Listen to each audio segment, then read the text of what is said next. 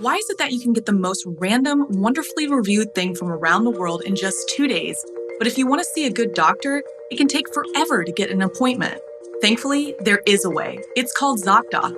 Go to ZocDoc.com/something and download the ZocDoc app for free. Then start your search for a top-rated doctor today.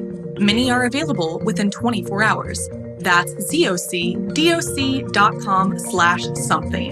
ZocDoc.com/something. Hi, my sweet strangerlings. Hope you guys are enjoying your 4th of July. Maybe there's some good food going on in your household. Maybe you're just hanging out and relaxing. Whatever it may be, stay spooky and enjoy your day. Now let's get on with today's spooky story. Hi, I'm Steffany Strange. Want to hear something scary? What dark secrets were buried in the old music hall? As the purpose of old buildings alters over time, remnants of the past tend to linger, evoking nostalgia, curiosity, or even traumatic emotions of the dead. This tale is inspired by true events. Callie was an art major who was fortunate enough to land an internship at Centennial Hall. This historic building was once a prestigious school, but is now a museum that beautifully showcases the rich history of the town.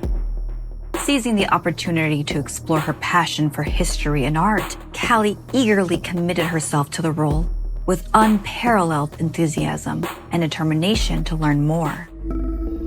Callie enjoyed mundane tasks like taking inventory, but what she loved most was giving guided tours. There was something enchanting about the old museum, especially when it was hired as a venue for private events. Walking through the halls at night was a surreal experience. It was magical and sometimes a little spooky. Callie hadn't seen or felt anything herself, but she'd heard whispers upon entering an empty room and sensing a presence. This one time she heard about doors slamming and objects falling off shelves with no reasonable explanation. Being a skeptic, Callie laughed it off, not taking it seriously. That night, a local artist had hired the museum for a show. After spending all afternoon setting up, they finally welcomed guests as the sun was setting. Callie was working as a server to earn a little extra, passing out drinks and snacks to the crowd. As she was about to refill her tray, a woman tapped her on the arm. "Where is that music coming from? It's simply lovely," asked the woman. Callie frowned. She knew there wasn't any background noise playing because the artist had requested that they not play any sounds or music so that the potential buyers could chat easily about her pieces. But the woman was so adamant, she heard a wind instrument coming from somewhere near the restrooms. Curious, Callie headed towards the old music hall to investigate, as maybe a trespasser managed to get in. As she walked away from the event, the faint sounds of classical notes occasionally drifted in and out of range. Confident that the music was coming from the music hall, she decided to open the door and take a peek. As she walked into the room, she realized that it was completely empty. There was neither any sound nor anyone present. It left her wondering where the mysterious music had come from. She was about to leave when something in the room crashed to the ground.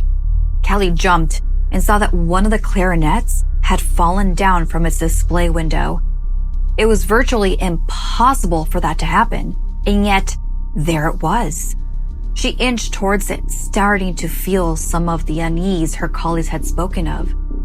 As soon as she packed up the instrument, she was overcome with extreme dizziness that sent her reeling. As she fell to the ground, the music began again, this time echoing all around her as the room began to spin. As the music grew louder, Callie suddenly began to cough. What had started as a minor tickle in her throat quickly developed into violent choking, and she found herself gasping for air, unable to breathe. The music abruptly stopped, replacing the sound of her panicked wheezing. Fortunately, her supervisor burst into the room just in time, providing the much-needed help to evacuate her from the room. Once she was out of harm's way and able to catch her breath, she began to recount the experience, still in a state of shock and feeling very upset and frightened. "Ghost girl strikes again," a colleague whispered among themselves as they listened. But soon Callie was told the shocking story of what happened in 1944. An unnamed girl who was a student at the once prestigious school had been murdered. A talented clarinetist, she had been practicing for a recital when she began to choke and vomit, then dropped down dead. The reed in her instrument had been poisoned. When the building was closed as an educational facility and became a museum, her restless spirit apparently remained, and those who had witnessed her presence speculated she was seeking revenge. Many workers and visitors over the years had heard snippets of a clarinet playing in the old music hall, or have felt nauseous being there for no reason. No one could explain the terrifying encounter with the spirit Callie faced, and many were sad when she handed in her notice the next morning. But what they didn't know is that Callie's family has deep roots in Valentine, including ancestors who attended the school during the 1940s. After all, why else would she relive the tragedies of the spirit? She was convinced one of her ancestors was involved in a heinous crime, and that the vengeful spirit had given her a dose of karma. So with that, Callie left hoping to never return again for fear of any retaliation or what other secrets could be buried in Valentine.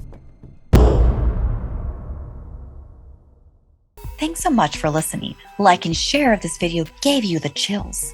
And don't forget to subscribe and turn on the bell for notifications. See you next time.